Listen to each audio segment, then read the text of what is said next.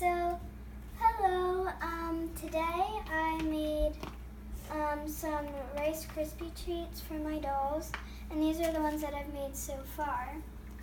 And I'm going to show you how to do it.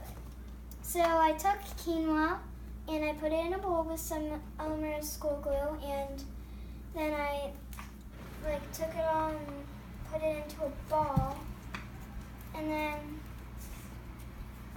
keep on kneading it around, but this is too much. Here. And that's how I was doing it. And then I took the popsicle sticks and I went like this. So I basically just made it more like a straight. And the quinoa is to make why I have the quinoa is to make it look like the little rice pieces in the Rice Krispie treats.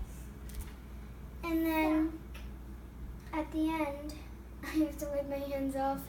In the end, I took some of this quinoa, dry quinoa, and I just sprinkled it over top.